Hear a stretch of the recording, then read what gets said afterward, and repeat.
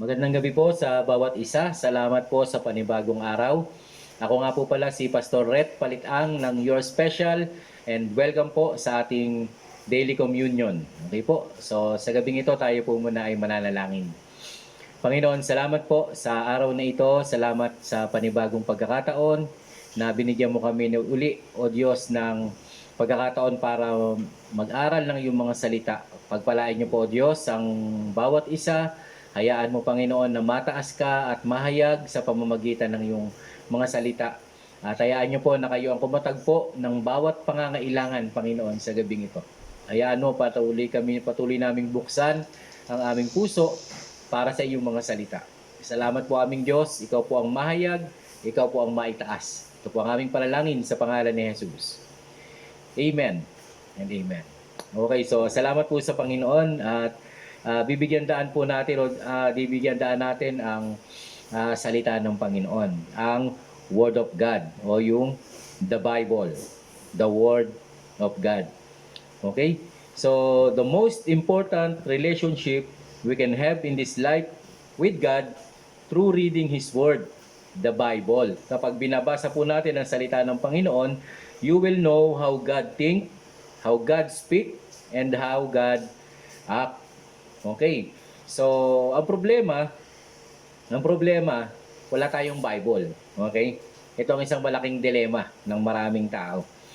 Okay, sa akin ho, inire-recommend ko na magkaroon tayo ng sariling kopya ng Biblia sa bahay. Kung ikaw naman ay dati ng mananampalataya, I encourage you na bumili ka ng Bible. Okay, huwag mong hayaan na may cellphone ka, wala kang Bible. Okay, napakaganda. Pagka nalaman mo ang lahat ng pangako ng Diyos na nasa Biblia, mas mamahalin mo ang Bible kaysa anumang bagay dito sa mundo. Okay, tatandaan po natin, darating ang panahon, mawawala ang Biblia. Okay, so kapag hindi mo ito pinahalagahan, ay ikaw na, wala kang maiko-quote. Okay, ewan ko lang kung magagamit mo yung cellphone, pero palagay ko, pag inalis ang lahat ng Bible, pati sa cellphone, wala ito. Okay, so binabasa, pero hindi naman sinusunod. Ito, ayan ang problema.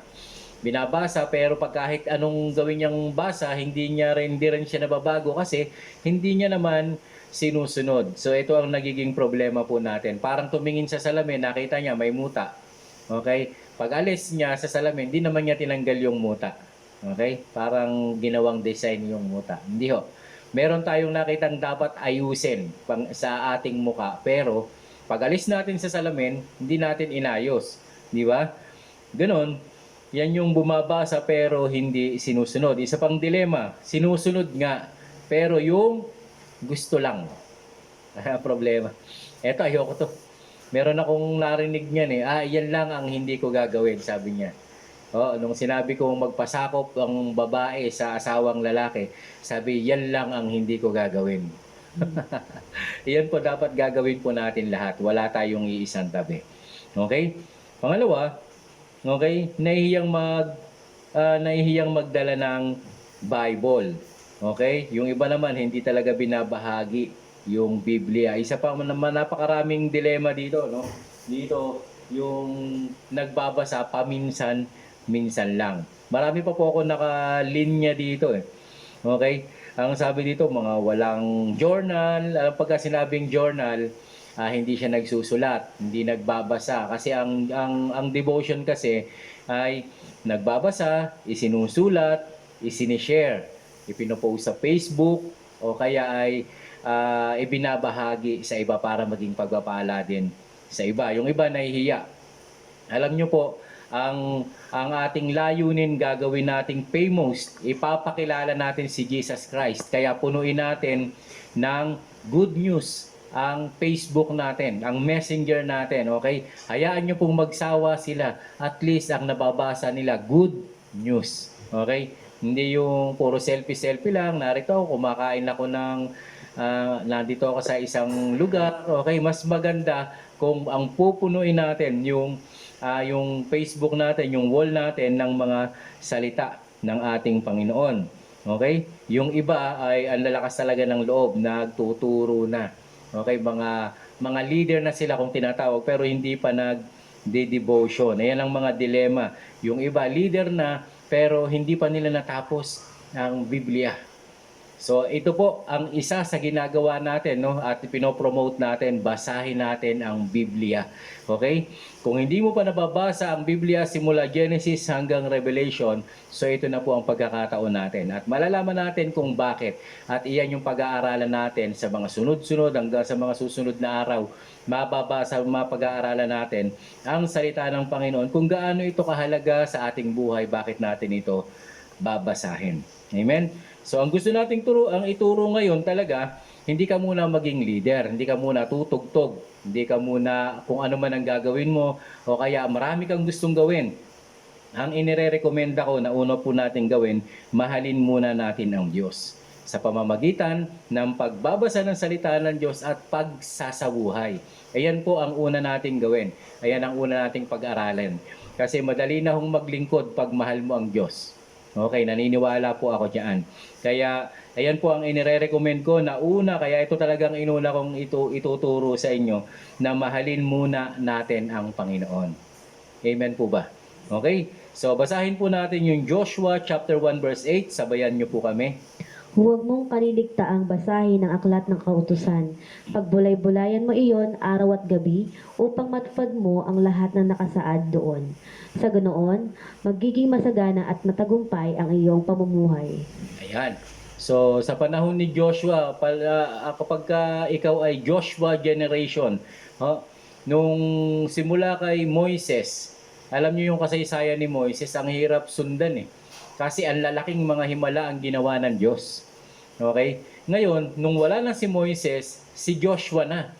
Di kabataan pa si Joshua, kaya medyo hirap siyang pantayan o sundan yung iniwang bakas ni Moises. Kaya po alam nyo, nasulat ito. Nasulat. Na binigay sa kanya ng Diyos ay huwag mong kaliligtaang basahin ang aklat na yon. Sabihin natin, huwag kaliligtaan. Ang ibig sabihin ng huwag kaliligtaan, huwag mong kakalimutan, huwag kang papaltos. Ulitin natin, huwag kakalimutan, huwag papaltos. Okay. Ang sabi diyan, araw at gabi. Kailan po daw? Araw at gabi. Tuwing kailan niyo po binabasa ang inyong Bible? So kung hindi mo pa narinig ngayon ito, mga kapatid, mga kaibigan, gusto ko po ipaalala sa atin, utos po ng Panginoon. Gusto ko pong malaman ninyo na si Joshua ho ay naging matagumpay. Okay? Ngayon, ang unang ibinigay sa kanya ng Diyos, salita ng Diyos. Basahin niya ito araw at gabi. Kapag binasa po natin ang Joshua, okay, siya ang nakapasok sa lupang Kanaan. Amen.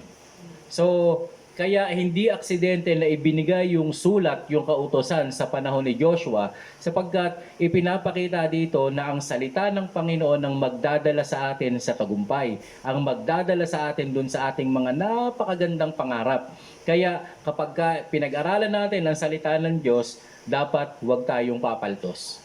Araw at gabi. So kung ikaw yung tao na naghahanap ka ng tagumpay at ginhawa sa buhay mo, basahin mo ang salita ng Panginoon. Ang pangako ng Diyos ay giginhawa ka, magtatagumpay. Okay? Prosperous life, victory, ibibigay sa atin ng Panginoon yan.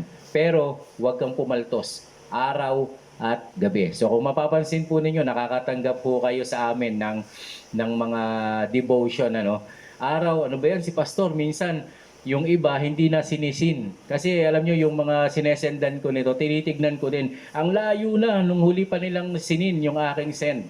Okay? Nananawa na sila. Pero gusto ko pong sabihin sa inyo, hindi po ako nati-discourage. Nalo po ako nahamon na mag-send sa inyo. Kasi gusto kong ipakita sa inyo na magtatagumpay kami. Magtatagumpay tayo. Kasi ito po ang susi ng tagumpay. Pinangahawakan ko po ang salita ng Panginoon at gusto ko pong pati ikaw ay magtagumpay. Kaya kung natatanggap mo itong mga sinesend namin, okay? So ito po ay susi ng tagumpay. Pag-aralan natin ang salita ng Diyos araw at gabi. Yung number 1, huwag kakaligtaan, huwag papaltos, huwag lalaktaw. Okay? Pangatlo, na sinabi dito sa Joshua chapter 1 verse 8 ay, kaya mo babasahin ito araw at gabi, ano mo nakalagay dyan? Para matupad ang lahat ng nasusulat. Hindi mo ito babasahin parang comics, kundi babasahin mo ito kasi ipapamuhay mo. Ipapamuhay mo. Kasi iyon ang sikreto ng tunay na buhay ng isang mananampalataya ng ating Diyos. Kaya ang sabi ng Panginoon, I will changing you by glory to glory. Hindi po ito nangyayari overnight na kinabukasan nakakilala ka sa Panginoon, ngayon nakakilala ka sa Diyos. Kinabukasan banal ka na at hindi ka na magkakasala. Hindi ho ganun. Okay? Ito po ay proseso. Kaya araw-araw, kasi na mababasa mo ngayon, huwag kang magsinungaling. Ay, ito ang word for the day ko, hindi ako magsisinungaling. Sa susunod sa mamayang gabi, o di ba, magpasalamat ka sa Panginoon, magpapasalamat ka sa Diyos. So idadagdag mo ng idadagdag. Kaya glory to glory. Babaguhin tayo ng Diyos. Glory to glory. So pag ginawa natin ito, magaganap sa iyo ang kalooban ng Panginoon. Araw-araw, merong salitang ibibigay ang Diyos sa atin. Kapag tayo ay nagbabasa ng salita ng Panginoon, okay, meron kang word for the day at nalagay mo doon magpatawad. O paglabas mo ng bahay, lalabas yung may kasalanan sa iyo, aasarin ka. Okay, ikaw naman nagpaasar. Ang problema, hindi mo nabasa yung devotion mo. Okay? So, talo ka. Pero kung nabasa mo yung magpatawad ka, magpapatawad ka kasi ito ay gusto ng Panginoon, magpatawad tayo. Okay? So, babasahin natin para tuparin. Sabihin natin, babasahin para tuparin. Para ipamuhay. Yan. Sa pamamagitan yan, mamamahal talaga natin ang Panginoon. Alam niyo po kung bakit, kasi ang pangako sa atin ay giginhawa at magtatagumpay. So napakaganda ng pangako ng Diyos. Kung ang alam mo na hindi ka na makapag-aral, hindi ka makakuha ng magandang trabaho, hindi ka makapag-business, kapatid, ito pa isang sekreto para umunlad. Pag-aralan natin ang salita ng Panginoon, ipamuhay natin ito araw at gabi, ang pangako ng Diyos, giginhawa ho tayo at magtatagumpay. Amen. Okay, so ang palatandaan na mahal na natin ang Panginoon, isa pa po sa unang Juan chapter 5 verse 2, makikibasa po. Ito ang palatandang iniibig natin ang mga anak ng Diyos. Kung iniibig natin ang Diyos, tinutupad natin ang kanyang utos. Sapagkat ang tunay na umiibig sa Diyos ang tumutupad ng kanyang mga utos. Hindi naman mahirap sundin ang kanyang utos. Ayun. So, para mahalin po natin ang Panginoon, tuparin natin ang kanyang utos. Sabihin po natin, tuparin. Di po ba kung pinag-aaralan natin mahalin ang ating Panginoon? Kung pinag-aaralan natin na mahalin natin ang ating Diyos, sundin natin ang kanyang utos.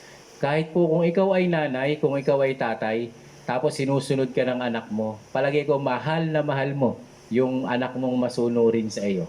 Tama? Mas lalo ang Diyos. Kapag sinusunod natin ang Diyos, mahal na mahal tayo ng Panginoon.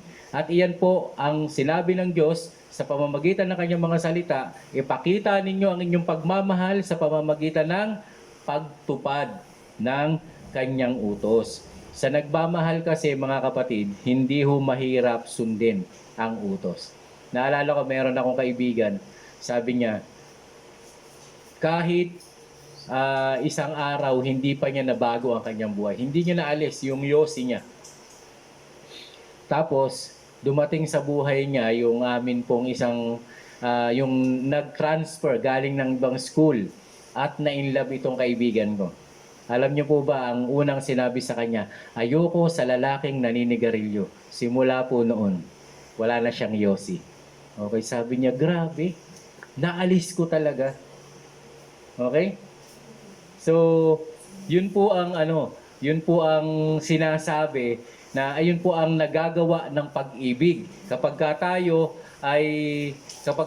ay umiibig, nagagawa natin yung mga bagay na mahirap. 'Di ba? Sabi nga, hindi mo ito kayang harangan ng sibat. Mayroon pang kanta ng mga nakaraan, kahit na ilang bundok, 'di ba? Ang aking lalakbayin, ilang dagat, o kahit na anumang bagay ay anong tawag ito, kahit na anong bagay ang na mahirap ang gagawin ay magagawa mo kasi nagmamahal. Di po ba? Nagmamahal tayo. So salamat sa Panginoon kasi kapag mahal mo ang Diyos, magagawa mo ang lahat ng bagay at hindi mahirap na mahalin ang Panginoon kasi hindi mahirap sundin ang salita ng Diyos kasi minamahal natin ang Diyos. Okay? So iparamdam po natin na mahal natin ang Panginoon sa pamamagitan ng pagtupad ng utos ng ating Panginoon. Basahin pa po natin sa Mateo chapter 7 verse 21 hanggang 23. Hindi lahat ng tumatawag sa akin, Panginoon, Panginoon, ay papasok sa kaharian ng langit, kundi ang mga tao lamang na sumusunod sa kalooban ng aking Ama na nasa langit. Hanggang 22 po. Sa araw ng paghuhukom, marami ang magsasabi sa akin, Panginoon, hindi po ba kami nagpahayag ng mensahe mula sa Diyos, nagpalabas ng mga demonyo at gumawa ng himala sa inyong pangalan? Ngunit sasabihin ko sa kanila, hindi ko kayo kilala, lumayo kayo sa akin, kayong gumagawa ng mga kasamaan. Amen. So napakaganda ng itong sinabi dito, no? Hindi lahat ng tumatawag Panginoon, Panginoon ay papasok sa kaharian ng langit. Okay? So bakit po natin binabasa ito pagdating sa pagmamahal sa Panginoon, kapatid? Hindi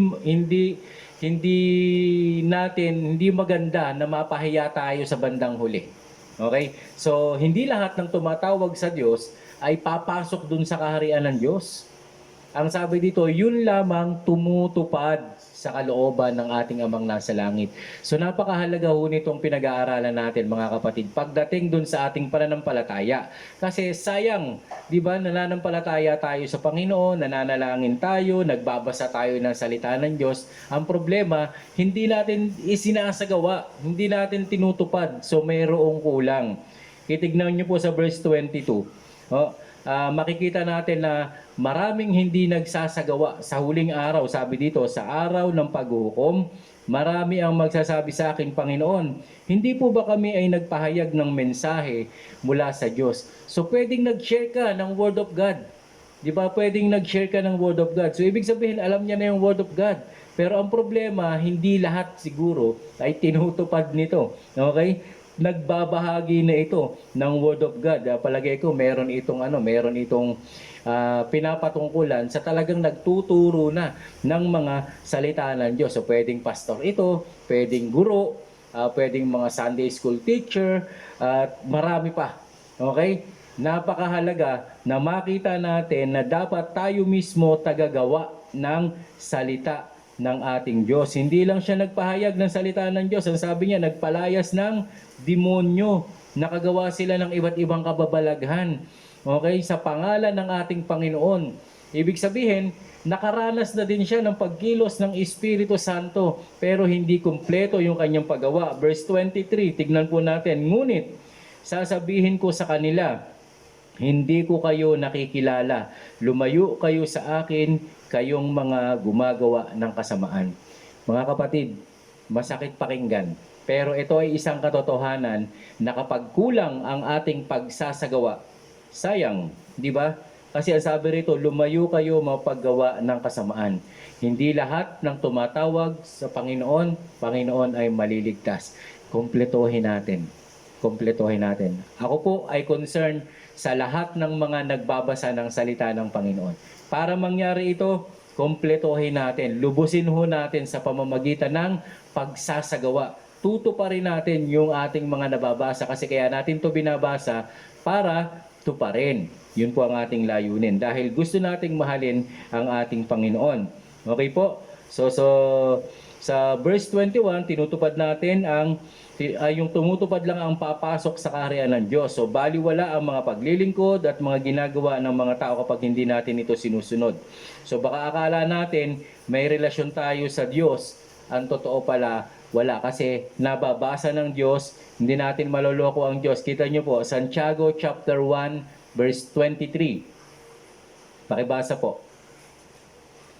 Mamuhay kayo ayon sa salita ng Diyos. Kung ito'y pinapakinggan lamang ninyo, Ngunit hindi sinasagawa, dinadaya lang ninyo ang inyong sarili. Ayun, salamat po. So makikita natin dito na kapag talagang hindi natin isinasagawa, okay, yung salita ng ating Panginoon, dinadaya lang natin ang ating sarili. So sayang, ang gusto talaga ng Diyos, kompletuhin natin. Hindi tayo tagagawa, hindi tayo tagapakinig, hindi tayo tagabasa lang, kundi tagagawa tayo ng mga nababasa at naririnig natin na salita ng ating Panginoon.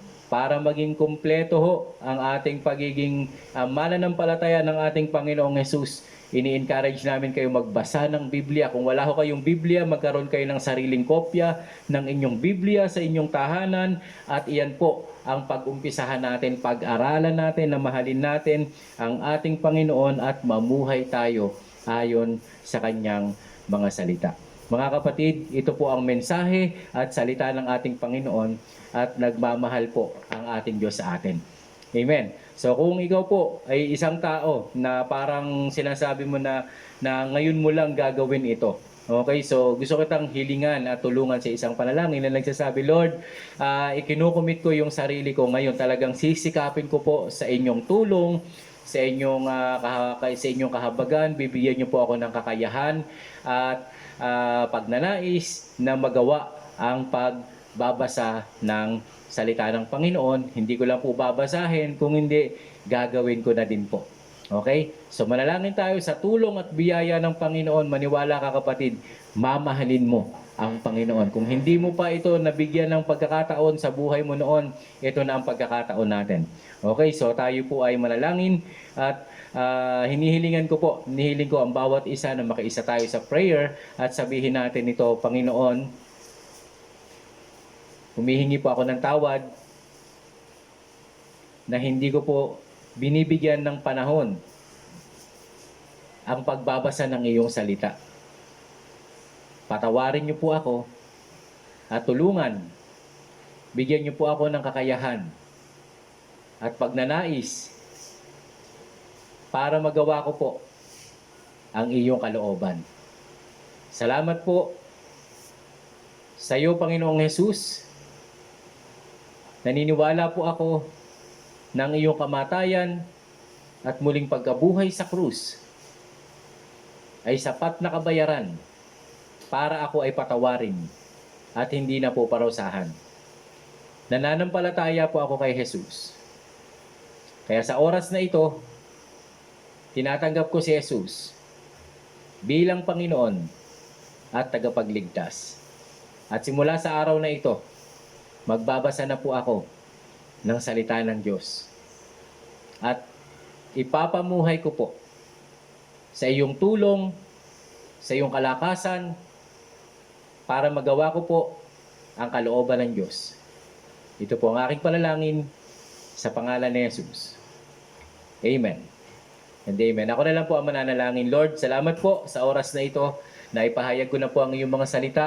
Naniniwala po ako na ikaw ay buhay, makapangyarihan, at hindi po aksidente at hindi kami lugi, Panginoon, na tinanggap namin ang iyong katotohanan. Alam po namin na meron kang magandang bagay na gagawin sa aming buhay, merong magandang kinabukasan na nag-aantay sa sino mang nagtumutupad ng iyong mga salita. Kaya naniniwala po ako, Diyos, papatunayan mo sa bawat isa sa amin, Panginoon, na hindi kami nagkamali ng desisyon na nagtalaga kami ng buhay. Lord, bigyan mo po ng kalakasan, ng pagnanais, sa iyong tulong, sa iyong lakas, magagawa po namin ito, Diyos. Marami pong salamat, Panginoon, itinatagubilin ko sa iyo ang iyong mga anak. Lord, hindi lamang yon, Panginoon, hinihiling ko po ang kagalingan, ang kapatawaran, hinihiling ko rin ang kaligtasan, ang ang pag-aayos mo ng relasyon at ang pagpo-provide ng lahat ng mga pangangailangan. Financial man ito, trabaho man ito, Panginoon, sa iyong makapangyarihang kamay, ipinagkakatiwala ko po, Panginoon, ang bawat pangangailangan ay tutugunin mo sa oras na ito. Salamat po sa iyo, Panginoon, at tinihiling ko po na pagpalain mo, Panginoon, maging yung amin pong bansa, patuloy mo kaming kalingain at lubusan, Panginoon, na palayain sa pandemic na ito. Naniniwala po kami, O Diyos, na Ikaw ang makapangyarihang Diyos, na lubusan lang mawawala, Panginoon, ang virus na ito. At bibigyan mo kami, Panginoon, ng kalayaan, bibigyan mo kami ng total healing, Panginoon, dun sa mga nananalangin sa iyo. Panginoon, at inihiling ko po, O Diyos, na pagalingin mo ang aming bansa, ang buong mundo, Panginoon. Palayain mo kami hindi lamang sa pandemic, kundi sa anumang gawa ng kaaway sa aming mga buhay, Panginoon. Amin pong sinasaway sa pangalan ni Jesus, sa pangalan ni Jesus. Lord, bigyan niyo po ng kalakasan at kakayahan ng aming gobyerno, Panginoon, para tumugon, Panginoon, sa aming mga suliranin. Bigyan niyo po sila ng karunungan, Panginoon, at hayaan niyo po na magampanan nila yung kanilang mga trabaho na mga sinumpaan, Panginoon. Pagpalain mo rin po, O Diyos, yung aming mga frontliners, lahat po ng bumubuo ng frontliners, Panginoon, ay inihiling namin na pagpalain mo, i-provide mo ang kanilang mga pangangailangan, kayo po ang magpala ng kanilang mga pamilya, at hayaan niyo po, O Diyos, na bigyan niyo po sila ng kalusugan at kalakasan, Panginoon, at maranasan po nila ang iyong tulong sa panahong kailangan po nila ito. Maraming pong salamat, Panginoon, at inihiling na rin namin, O Diyos, na patuloy mong i-bless ang aming communion sa gabing ito. Bigyan niyo po kami, Panginoon, ng maayos na puso, Panginoon, habang gagawin po namin ito sa aming pakikiisa, aalalahanin po namin yung iyong kabutihan, yung iyong pag-ibig, Panginoon. Tulungan niyo rin kami, Panginoon, na hindi lamang namin maalala, kundi muli naming maranasan ang kapangyarihan ng iyong kamatayan at muling pagkabuhay, Panginoon. I-bless mo yung mga elemento na aming gagamitin, yung tinapay na simbolo ng iyong katawan at yung juice na simbolo ng iyong dugo. Maraming salamat po, Panginoon. Pinupuri ka namin, pinapasalamatan ka namin, O Diyos. Ito pong aming panalangin sa pangalan ni Jesus. Amen and amen. Praise God.